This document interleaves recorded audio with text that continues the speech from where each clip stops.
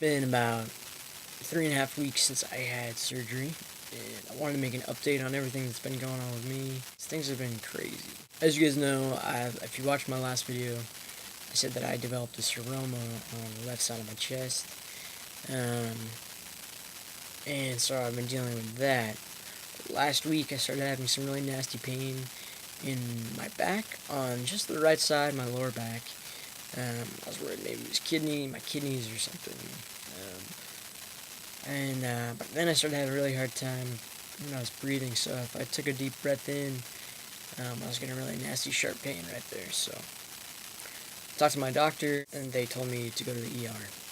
So I went to the ER, they did a contrast CT scan, and they found that I have pulmonary embolism. So I've got blood clots on both sides of my lungs, mild, which is good, mild blood clots, and not one of the major ones. Still really scary. Having blood clots in your lungs means that your body has a hard time getting oxygen, as much oxygen as it needs into your bloodstream. So your organs might not be able to get all the oxygen that it needs, and if the blood clots are really bad, not getting oxygen to your organs can kill you, because your organs can start to die. So it's a pretty serious thing, but they have put me on some anticoagulant medicines, which means that I am more likely to bleed. Hopefully, it's able to, stop more clots from happening and to, allow me to heal. Eventually, those clots will break down, and get little holes in them, as the blood tries to keep moving through. Basically, it's stopping them from continuing to build up. So I have to go to the doctor about twice a week now. I was admitted to the hospital briefly, just overnight, and released the next day, because I was stable enough, and because they were able to send me home with some injections. Sorry, cat is in my lap. So I was giving myself injections in the stomach, which sucked. Subcutaneous, meaning not into the muscle, just into fat tissue. So I did that. Then I've still been dealing with the pain and swelling in my chest. Past few days, it started feeling worse.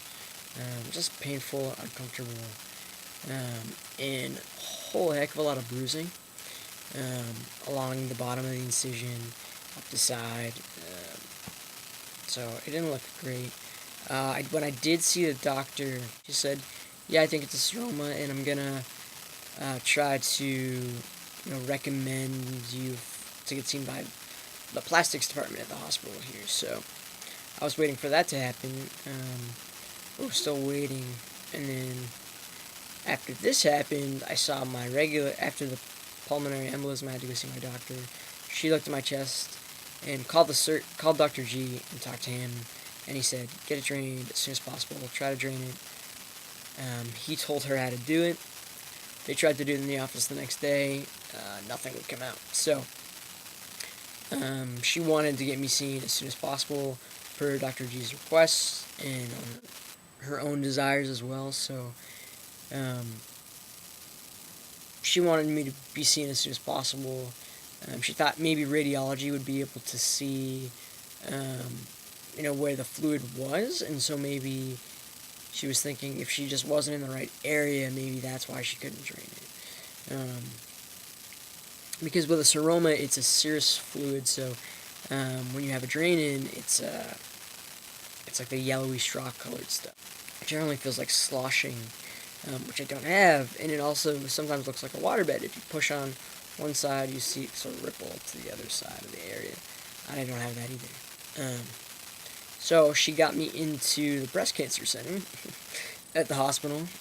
Luckily, I'm fortunate enough to live in a place where people are educated enough, even if they don't know everything that there is to know about what it means to be transgender medically and what we have to go through. People are at least aware enough so that they're using male pronouns and being respectful, and that's been great, because that was A concern for me when I had to go to the hospital last week, I really didn't want to go to the ER, just on the fact that I didn't want to have to deal with that aspect of everything. I just wanted to feel better. I went to the breast cancer center yesterday, and I saw a really awesome surgeon there. She was fantastic, but she looked at my chest and said, "There's no way that's a seroma, it's a hematoma," which means that I bled into my chest. So this happened initially. It happened the day after I had my drain out. So what can happen is that when you have the surgery and you've got a drain in there, there can be a blood vessel that's open and bleeding, and with the drain in, that opening can be pressed up against the drain so that it's keeping it from bleeding, right? Like you would hold the end of like anything, okay, like a hose, like you're blocking a hose that's leaking. And even though it might heal a little bit, so then the drain comes out. Even if it's healed a little bit, and so it's not actively bleeding,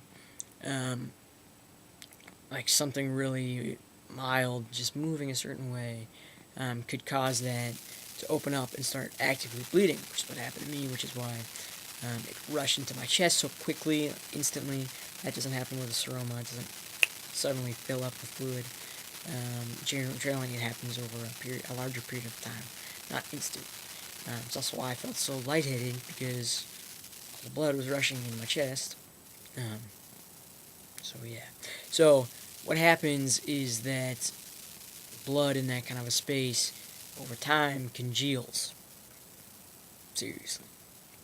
So that is why you wouldn't be able to just aspirate it with a needle. It's like trying to suck jelly through like one of those little thin plastic coffee stirrers, except more so because the needle's even smaller, right? But literally all the crap in my chest is like a jelly-like substance. So what she had to do initially, she said, she didn't want to do anything. What she thought would probably have to happen was that she'd have to open up the incision on the end of my chest, push all that crap out of there, and then put another drain in. But she didn't want to do anything without talking to Dr. G first. So she called Dr. G while I was there. She wasn't able to get him on the phone. I was like, okay, well, we'll call you as soon as we hear anything. I left 15 minutes later. I get a phone call asking if I can come back. Dr. G said, go ahead and try to drain that. So just like she said, she opened up the end of my incision, pushed all this crap out of here. Feels so much better. I mean, my chest was super, super swollen on this side. It was painful, it was uncomfortable. So she pushed all that out. I saw it, literally looks like jelly. It was disgusting, there was a ton of it. And I feel a lot better. However, that means the return of this guy. So I have one drain in, and I'm fine with that, as long as that I don't have to deal with all that crap happening again.